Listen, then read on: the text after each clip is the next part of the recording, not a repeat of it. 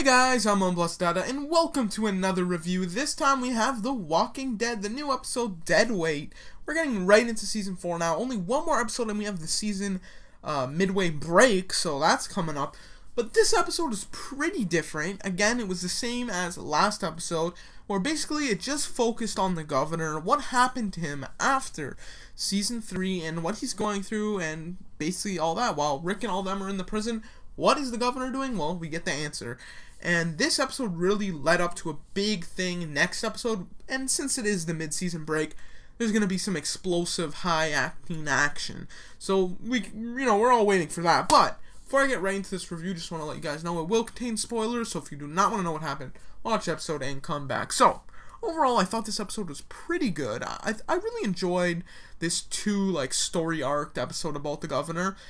I like how they mixed the Rise of the Governor novel into this. They used some of the characters in there, and they kind of just put it all in here. Even how he uses the name Brian, that's from Rise of the Governor.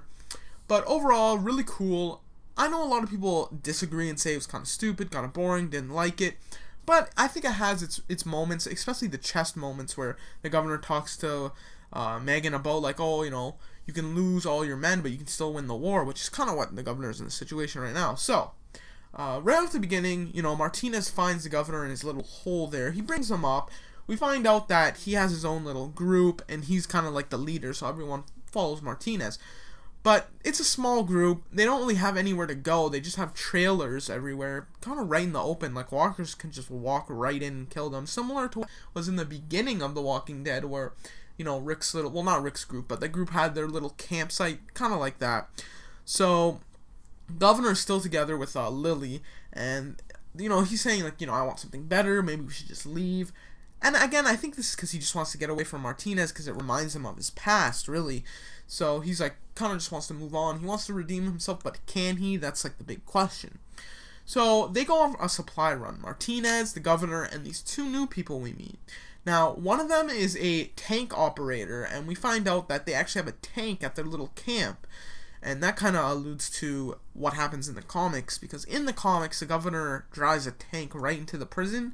So obviously, that's probably, hopefully, fingers crossed, going to happen next episode. He's going to drive that tank right in there. But they go on a little supply run, and they find a decapitated body tied to a tree, and it has Liar on it. They go down, further to this little cabin, and they find all these bodies that are decapitated, and they all have liar, murder, rapist, all these things. So it's is someone trying to be the justice bringer around here and kill all these bad people, I guess. I don't know, but they never find this guy that's doing this. They go in the house and they find the decapitated heads on the floor, which kind of pay tribute to the heads in the tanks that the governor had. So that's again kind of reminding him. But we find out that actually these two other guys that we just meet, they're brothers. One of them is the tank operator, and the other one's just in the military, just in general. Now this plays a big part later on, but we'll get to that.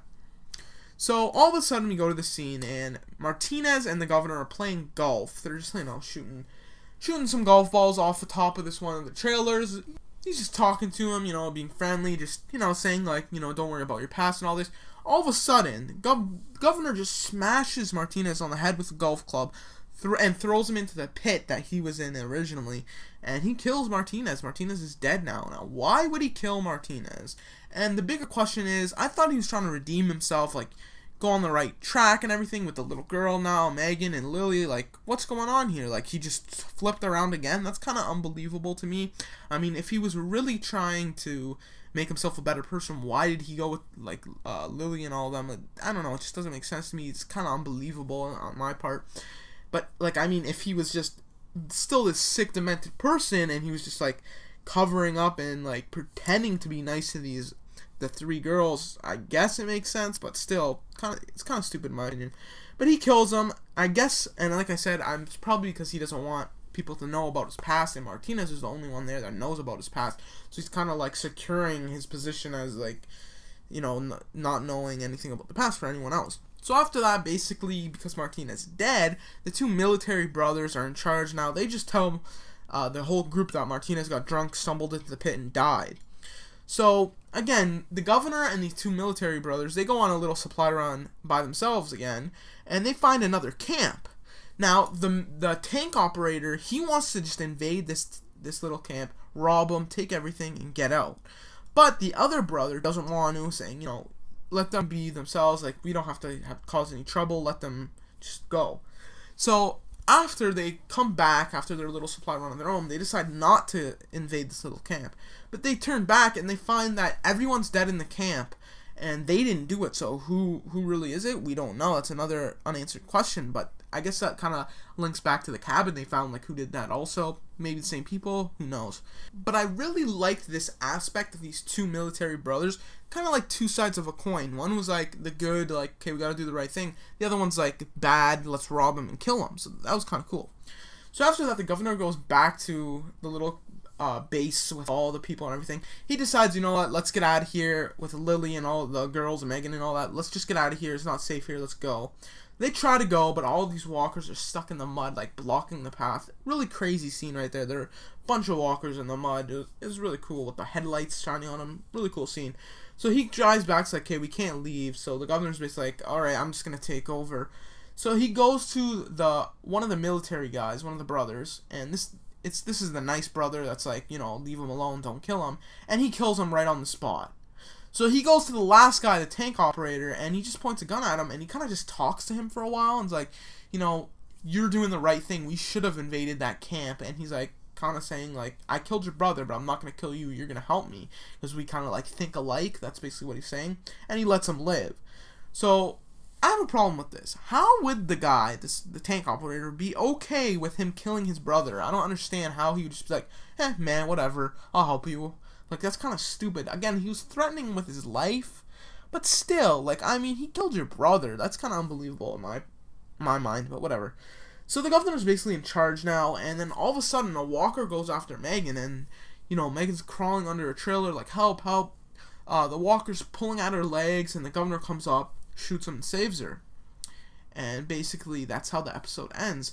We get a preview for the next episode, which is, again, the mid-season break, and we see the governor and all his men now, I guess, in the front of the prison with the tank. So he's basically confronting Rick and everything. But it's kind of like, well, we're in the same position as where we were before. Like, the governor had all his men. They were gonna go attack the prison, and we were expecting this big fight and everything, and it didn't happen.